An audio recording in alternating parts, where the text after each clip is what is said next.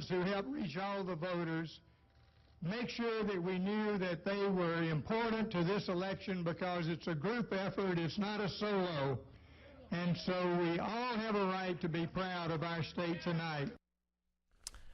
It is fair to say that plenty of American voters will watch and read about the discourse that occurred in Mississippi recently, slough it off and consider it to mean little of anything to them and their local elections. But closer attention needs to be paid as we once again have to bring up the phrase voter fraud into the conversation. Welcome to Midpoint, the Virginia Bureau Chief for Watchdog.org, where voter fraud cases are watched perhaps closer here than by anybody else. Kenric Ward joins us today on Midpoint. Kenric, thanks so much for being here. Thanks for having me, Ed. It is interesting as we look at some of the turnout here because there was a tweet that came out from a gentleman in a Tupelo-based company that was indicating that Democrats who voted for Cochran while intending to vote for Childers in November broke the law. That's fraud. Coming flat out and saying that it is fraud. So give us the reality of the situation here. Legally, was it fraud? Well, the reality is that we have a much bigger problem. As you indicated, Mississippi is obviously a swamp of problems. My story this past week looked at the larger issue of voter registration duplications and multiple registrations around the country. And Mississippi is one of the states that is having problems maintaining its voter rolls and the integrity of those rolls. Let's go ahead and look at your story then. 6.9 million multiple voters in 28 states. Can you give us an idea then of some of the investigation here, what you found, how you uncovered this?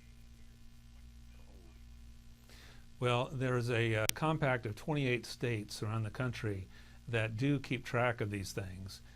They apparently aren't doing much with it, but they at least are tallying the numbers. And with those 28 states, they arrived at the duplicate number of 6.9 million voters who are registered in one or more states. They did this based on matching up first and last names and dates of birth. Now, I should say that 28 states, barely half the union, doesn't include the three largest states, California, Texas, and Florida. So I think you could take that 6.9 million number of duplicate voters and triple or even quadruple that quite easily. And you can see what kind of mess we have.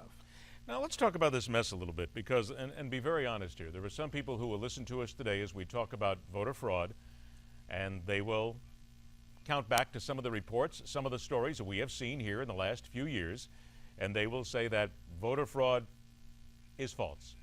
Doesn't happen, it's no big deal, it's minor, happens only in small cases. There are still people who believe all that. Why then, when reports like this come out, don't they make a bigger impact on making people understand that this is a real situation and it is not just made up? Well, I have a couple of theories on that, Ed. The first is that the mainstream media is very loath to pick up these stories. The numbers are right there in front of them. It's a fairly easy and straightforward story to write, but it doesn't fit their narrative and their template. Which is, as you said, there's no voter fraud out there. So when you don't have the big newspapers and television networks covering it, the main public is not going to know about it either. The second issue is sort of circular logic, and that is, yes, there's not a lot of prosecution of voter fraud because, frankly, in Virginia, where I live, Commonwealth attorneys are loath to go after these cases, and goodness knows the Department of Justice isn't really particularly interested in either. So if they're not going after these cases on a prosecution level, of course there are no convictions. Why in Virginia are they loath to go after these cases? Well, my sense is that they are, in talking with some of these registrars and some of these Commonwealth attorneys, they are afraid of being called racist or worse, and they just don't want the hassle. It's really as simple as that. These are bureaucrats, elected or appointed, and they just don't want to rock the boat. Let me talk about this cross-check program again, because you noted in your article that it involves only 28 states and does not include the three largest, California, Texas, and Florida. Now again, not in here. You've done some of the research here. How bad do we believe it is in those 3 states? Oh, I would have to say it's every bit as bad as any other state, and possibly worse. The problem being that voter registration is really a creation at the local level. You have local registrars, and these folks profess to be overworked, underpaid, underappreciated, and they don't want to communicate with each other. And so we have a very transient population, as you know, Ed, people moving from county to county or state to state, and when they sign up with their new registrar, that registrar may or may not take the step of notifying the previous home of registration to cancel out that prior registration. It's just a case of bureaucratic inertia would be my best guess. I noticed that in your article, 2 groups did not respond for any comment. The League of Women's Voters and America Votes did apparently decide they didn't want to have anything to do with your questioning. Yeah, I thought it was important to get them on the record because they do present themselves as upholding voter rights. Every vote counts and all that sort of stuff. And I find it significant that they chose not to even return a phone call or email. Would a federal ID card be the answer here? Well, it could be, but you and I both know the drawbacks to that.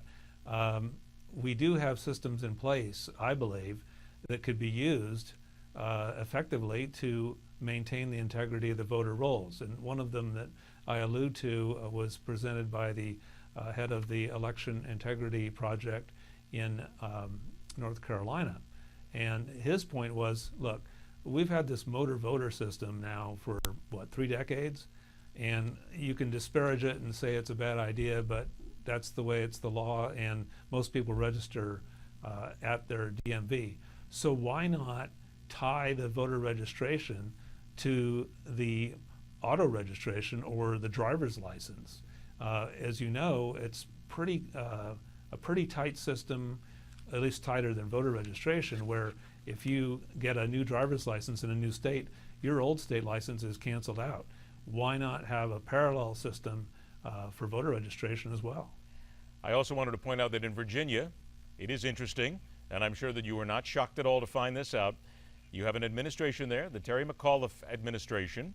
You have the State Board of Elections and the Department of Elections, and then you have funding and money. Tell us what you found there that I don't think a lot of people would be very shocked to hear.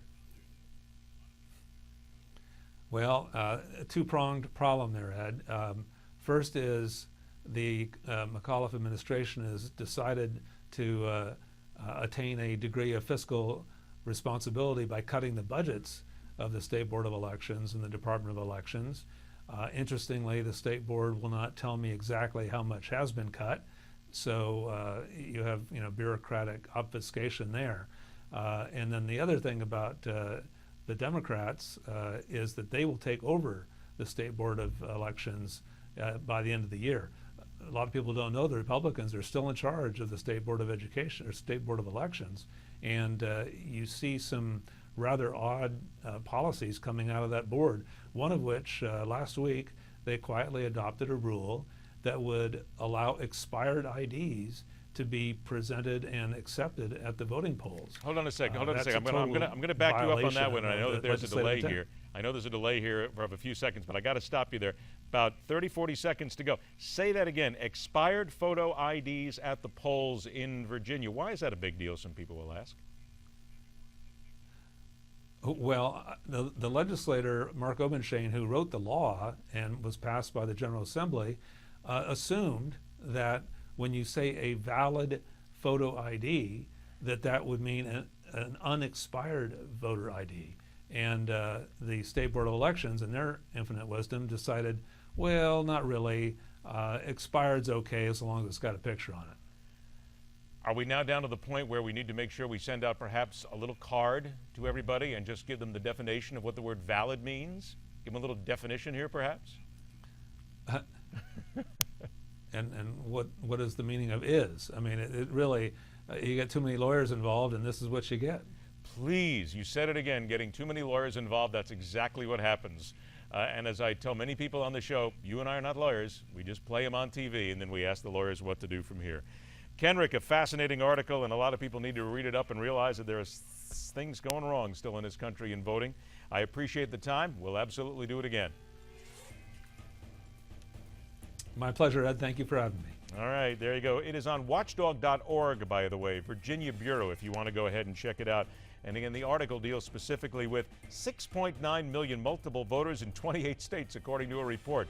Let's move along. Nothing to see here, right? The least and the best and the latest and the best from America's Forum and the Steve Malzberg Show. I'll get it out. It's a Monday. It's one of those things. We're coming right back on Midpoint.